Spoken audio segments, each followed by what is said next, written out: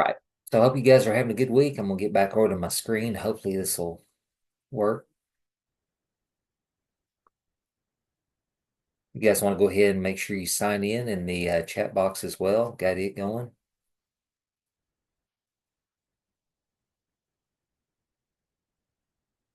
Can you guys still see my screen share? It's got some stuff from the course shell. You guys see that okay on your screen? Okay. So this is week 3. So we're in that module with week 3. And last week, if you look, there was a couple different slide decks. So I went over the previous chapter last week, just kind of covered the overview on assessments. If you remember, I explained, I felt like it was provided just a lot of good basic information. And so this time I pulled the slide deck from week 6, which is covered this week in your reading. This slide deck covers information about CBM assessments and also informals. So literally what I've done is I've progressed through the slide deck to slide number 21. So we're going to kind of take a look at slide 21 through 30. And then I will come back to this very slide deck later on when we get into CBMs, and we'll look at the first 20 slides on it because it really breaks down some CBM. So your focus this week is informal assessment. So we're going to get to start working with some assessments and ease into it. We're going to start off very simple, then ease into some more complex assessments and work with them.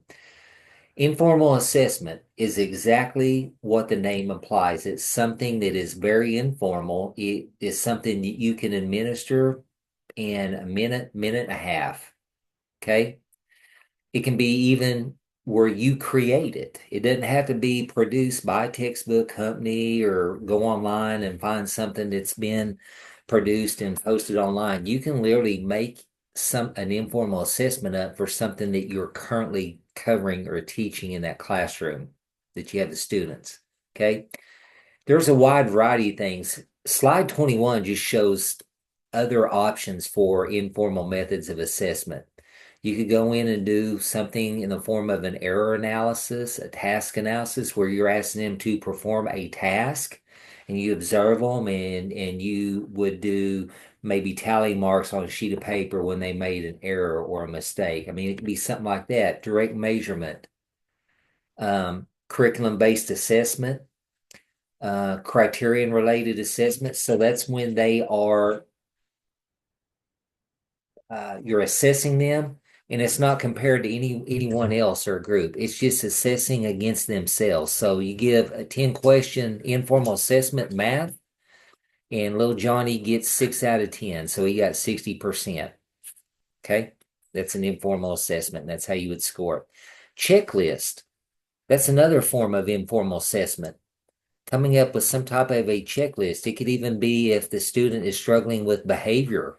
Okay, so you could do an informal assessment that's related to behavioral skills.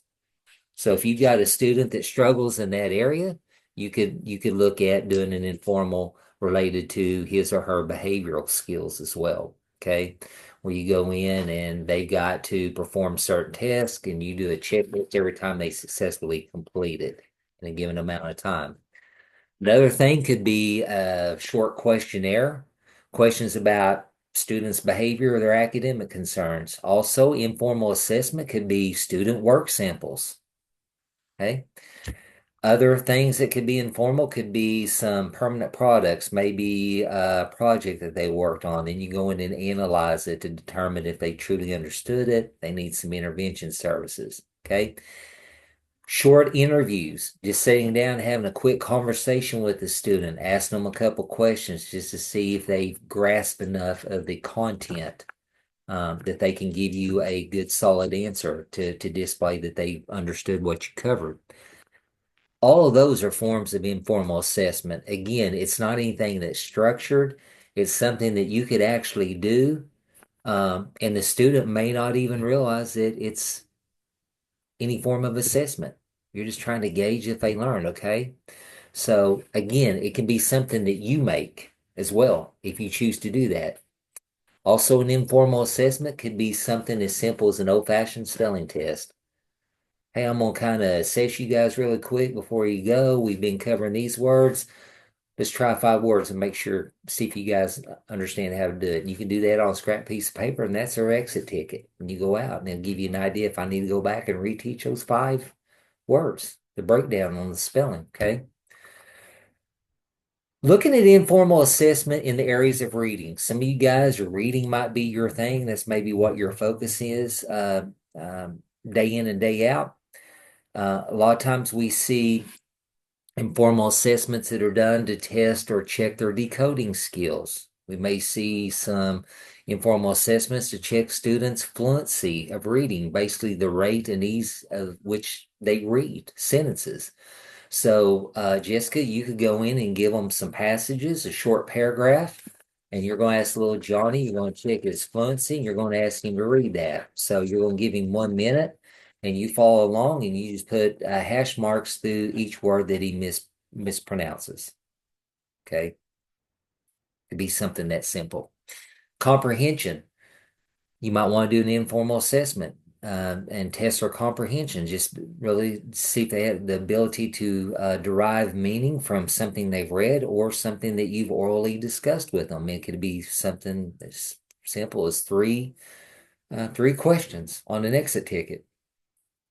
Okay, pertaining to a story you read, or you might want to have them paraphrase a story, write a short paragraph and paraphrase it, and have them produce that or present it to you, or have them get up and retell a story, and you can just kind of assess them that way. So those are some things you can do for reading. Uh, Guidelines for choosing like informal reading, maybe inventories. You choose to do that, need to look at one that has mostly narrative selections and has mostly expository selections for elementary students and basal materials. Choose maybe an inventory if you want to look at those, in which most of the selections are well organized. You don't want to just throw something out that's going to totally confuse them. Make sure you carefully select passages um, and that they are not poorly organized. And then also looking at students' comprehension scores at the end, and going from like level to level. If they're progressing through from like a third grade to fourth grade level, you want to assess that and also take that into consideration. Informal assessments in spelling. Some of you guys might want to connect or some spelling skills into this. Okay, so one thing I mentioned, just simply a short, old-fashioned spelling test. You could say the word using a sentence and then say the word again and then ask them to spell it. Or you could go in and analyze their areas and errors and look at their phonetic ability or their linguistic performance. So there's different things you could look at there for spelling.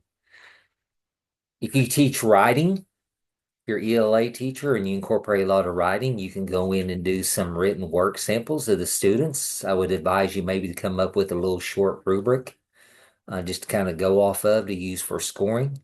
Okay, so you could do some informal assessments there by simply giving them a maybe a story starter and asking them to complete the rest of the story and give them a couple minutes to do that, a real short story. Um, Also, you could go in additionally and count the number of words that are correctly written. So you can do a writing within that, and also you can go in there and do a spelling and go through there and mark through the words that are spelled incorrectly. So that one informal assessment, you could get a writing and a spelling out of it.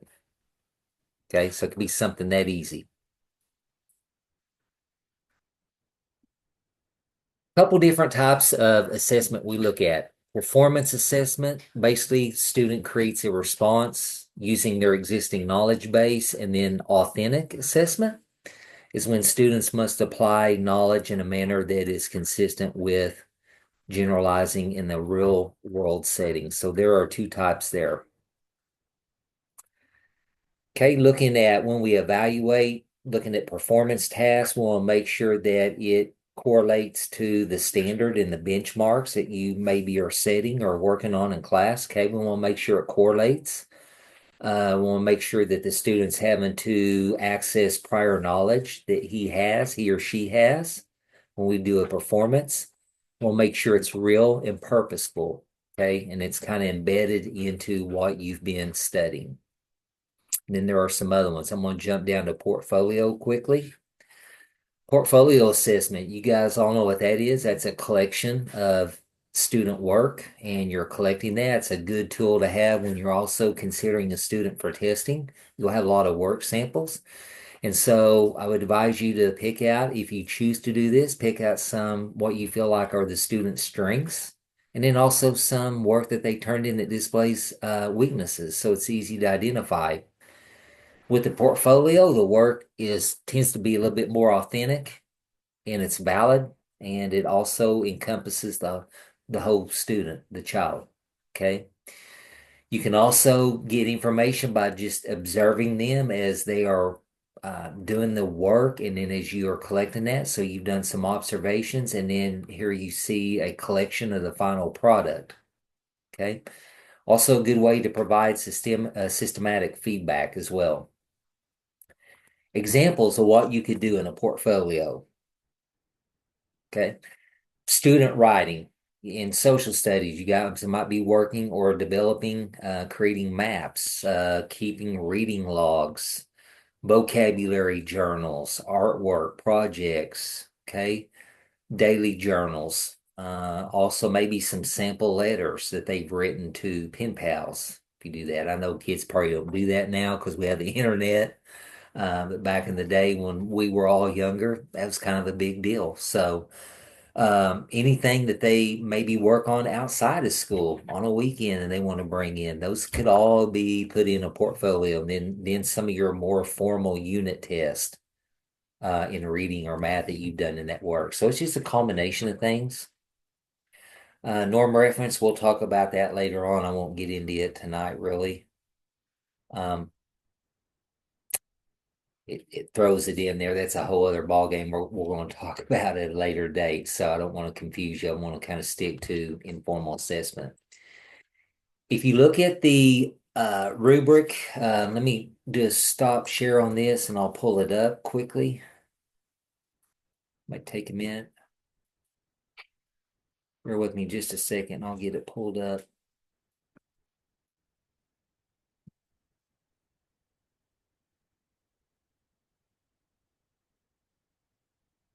Scroll down and I'll do my screen share. Kind of go over what we're going to look for on this. Again, there is an example in the course shell of an informal assessment report that was done, but let me get down and then I'll flip my screen over quickly. Computer's a little slow.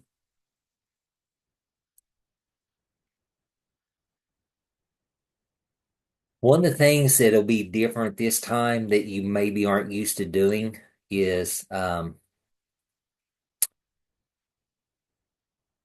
creating a visual representation in a table, chart, or graph to display some of your assessment results. And so we're going to talk a little bit about that tonight, ways to do that. It's showing that my screen is attempting to share, so we'll see. Bear with me here. I'm having a hard time finding the example. Can you remind me where you have those? Yeah, so a lot of the examples of the informal assessments, I've got them in like the SPED 805 resources. Okay, should say assessment examples, and there should be one of informal, norm reference, and then CBM. Okay, so for informal, we're asking you to come up with and select 3 informal assessments. It can be a variety. It can be all in one subject. It can be all reading, all math, all spelling, or it could be one from each, one that's a behavioral, and 2 that's content area. So it's totally up to you on that.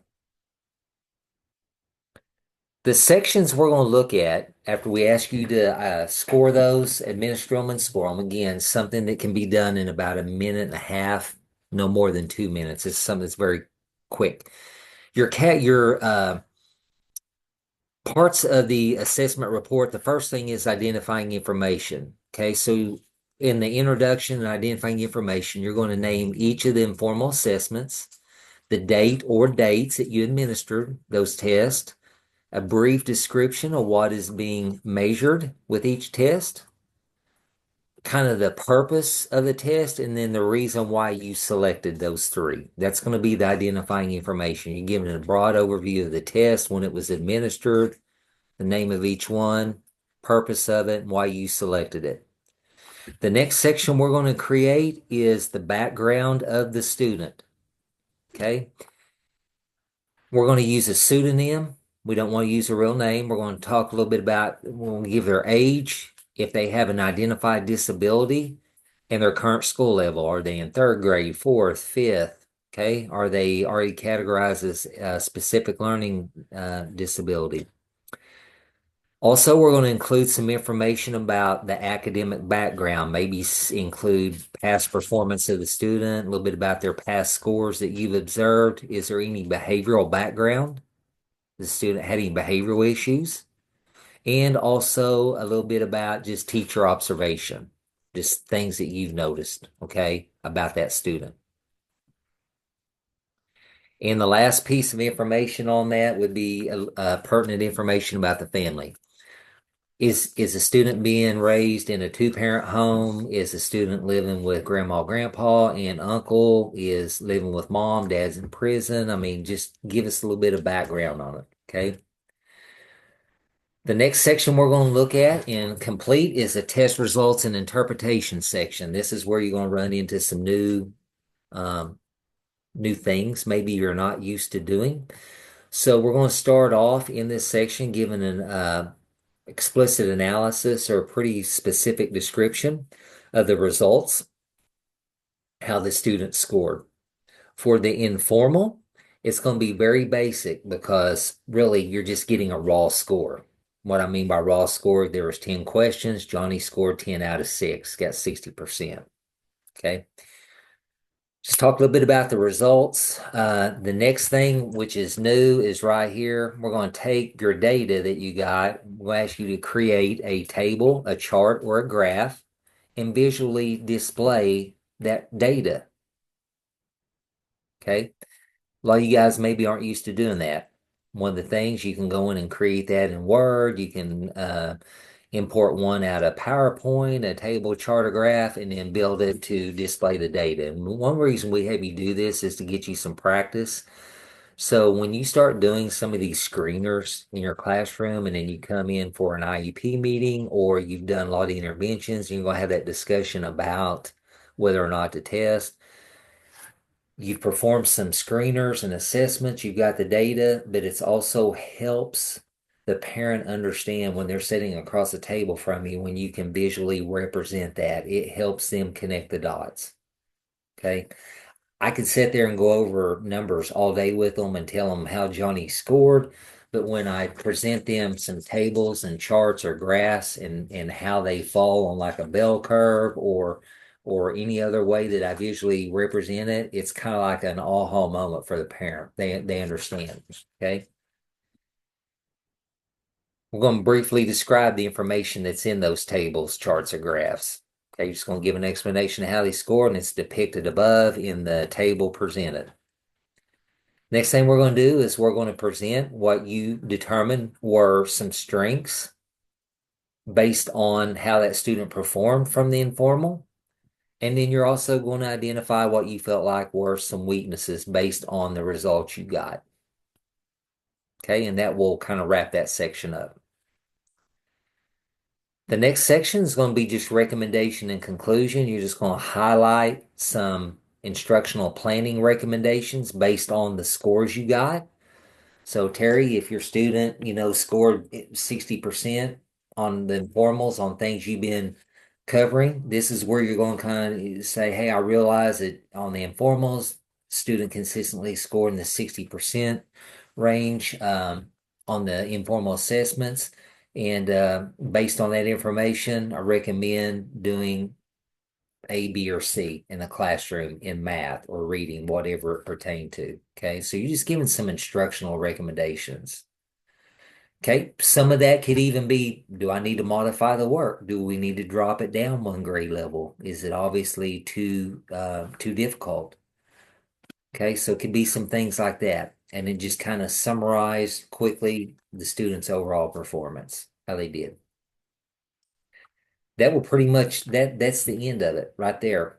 Okay, as far as the body of the paper. The one thing that we're going to ask you to do as well, there is a lesson plan template in that 805 resources folder.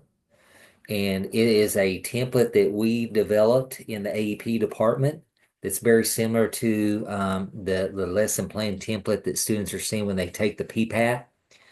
And so literally it gives you prompts in there, and you're going to go in and complete that and develop a lesson plan based on the data that you collected from the informal assessments.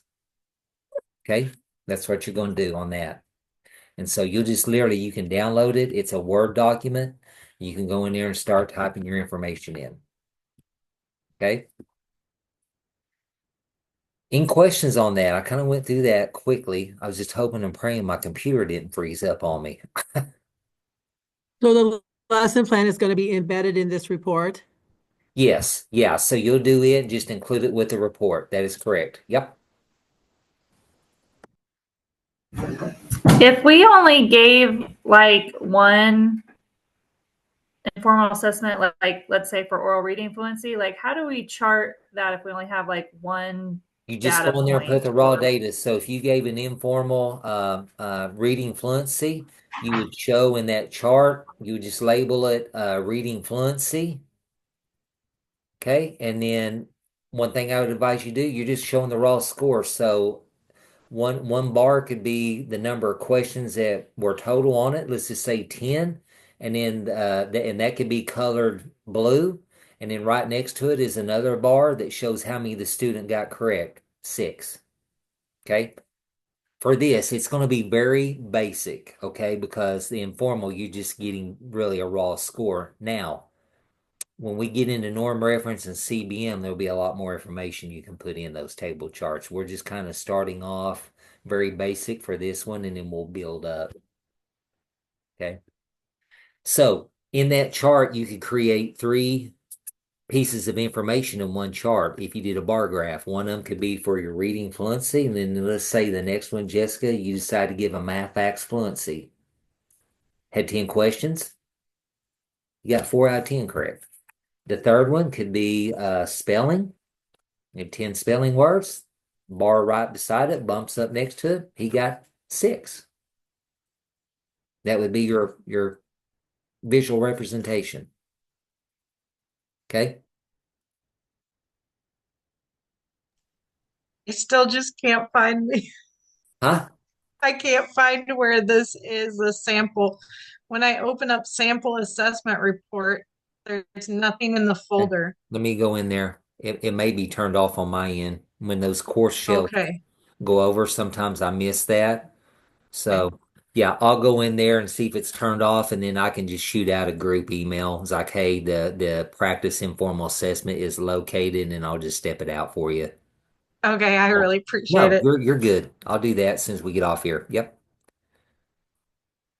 Were you able to find the lesson plan template? It is should be 100% for sure in that 805 resources folder. Yeah, I have the lesson plan template. I just Yeah. was trying to find the Informal assessment. example. Yeah, Okay. the formal Yeah. assessment. I'll find it for you, and I'll just post it in announcements, and then I'll click for it to send you an email too as well. Yeah. I appreciate it. I'll do Thank you. that about the same time. I'll after we get done here, I always try to download the Zoom and send it. So I'll do a message while I'm waiting on it to download.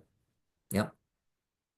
Okay. Any other questions? Remember, guys, that's due coming up this Sunday, so it's pretty quick. But again, this is something that is it's quick to administer. It's not going to take a lot of your time. It's just trying to figure out, okay, what 3 do I want to do? And literally, you can make them up. You can create them. If you have something that you are specifically covering right now, and you want to do an informal just to see how they've done, it'd be the good time to make it up. Okay. Any questions? Everyone good? Everyone's kind of just like, oh man, I'm just ready for school to be out, right? I'm really good at worrying about things, so just No, I'm really good at no, you can worry yourself sick. I'll find you that example that'll help you. If you just follow that format, you're good. You'll see what we're looking for. So yeah. All right. it. I'll push that out to you. Okay, All sounds right. good. All right. Unless there's anything else, I'll let you guys go. And if you have questions between now and when that's due, just email me and I'll get to you and answer those. And I'll push that out here in just a little bit with that example. Okay. Thank you so much. Thank you guys. Have a good evening. You too. Thank you. Thank you. Thank you.